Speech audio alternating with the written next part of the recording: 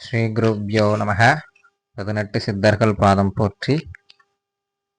எனது குருநாதர்களின் பாதங்களை வணங்கி, எனது அன்னை முத்தாள பரமேஸ்வரியின் பாதத்தை வணங்கி, இன்னைக்கு நம்ம பார்க்கக்கூடிய பதிவு என்னன்னு பார்த்தீங்க அப்படின்னா, உச்சாடன கணபதி.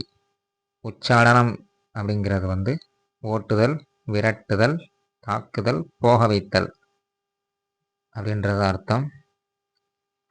நம்ம உடல்ல இருக்கக்கூடிய நோயோ, நமக்கு இருக்கக்கூடிய ஏவல் பில்லி சூன்யமோ இவற்றையெல்லாம் போக்கக்கூடியதற்காக நம்ம வீட்டில் இருக்க துஷ்ட சக்திகள், கெட்ட விஷயங்கள், கடன் அனைத்தையும் போக்கக்கூடிய ஒரு சக்தி வாய்ந்த பூஜைனா இந்த உச்சாடன கணபதி பூஜை. அதற்கு தெய்வமே பார்த்தீங்கன்னா சக்தி கணபதி. தாயார மடியில சுமந்து ஆசீர்வாதம் பண்ண வரைக்கி அம்பிகையும் இருப்பாங்க. இவங்களை வழிபடுறதுனால நமக்கு சகலவித பாபங்கள், ஏவல் பில்லி சூன்யம், ரோகம், ருணம் அத்தனையும் நீங்கி நமக்கு ஒரு வாழ்வில் நல்ல ஒரு பலன்களை கொடுப்பாங்க. நிச்சயமாக இந்த உச்சாட கணபதி பூஜை பண்ணுறதுக்கு உகந்த திசை தெற்கு திசை. உகந்த மாலை பவளமணி மாலை. இதற்குண்டான மந்திரத்தை பார்ப்போம். ஓம் கிளி சிவ் சக்தி கணபதி உச்சாடய உச்சாடய ஸ்வாஹா. திரும்ப சொல்கிறேன். ஓம் கிளி சிவ் சக்தி கணபதி உச்சாடய உச்சாடய ஸ்வாஹா. எப்பயும் போலதான் நைவேத்தியம். மகா கணபதிக்கு பிடிச்ச அவல் பொறி, கடலை, வெத்தலை பாக்கு, பழம், சூடம் பொருத்தி, சாம்பிராணி பொருத்தி வச்சுட்டு இரவு நேரத்தில் இந்த மந்திரத்தை ஜபம் பண்ணணும். 108 முறை 48 நாள் ஜபம் பண்ணி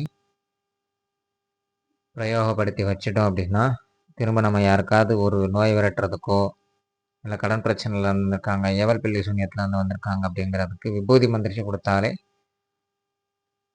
நல்லது ஒரு பலன் கிடைக்கும். நிச்சயமாக நல்ல பலன் கிடைக்கும். அனுபவமான உண்மை, கை கண்ட பலன். இதோட பலன்கள் என்னென்னு பார்ப்போம். இந்த பூஜை பண்ணுறதுனால நோய், உச்சாடனம், சத்ரு, எதிரி, பூதம், பேய், தர்திரியம், துஷ்டசக்தி, கிரக கோளாறு, சர்வதோஷம், மிருகம், பஞ்சபூதம் அனைத்தையும் உச்சாடனம் செய்யலாம். இந்த பூஜை பண்ணி சித்துகள் பண்ணி வச்சிருக்கிறவங்களுக்கு பில்லி சூன்யம் ஏவல் செயல்படாது. விபூதி, குங்குமம், தண்ணீர், கயரில் முட்டை, எலுமிச்சம்பழம் போன்றவற்றை மந்திரித்து கொடுக்கலாம். ஒருத்தவங்களை பிரிக்கணும்னு நினைச்சாலும் அவங்கள விட்டு பிரிக்கிறதுக்கு இந்த மந்திரத்தில் கணபதிக்கு அப்புறம்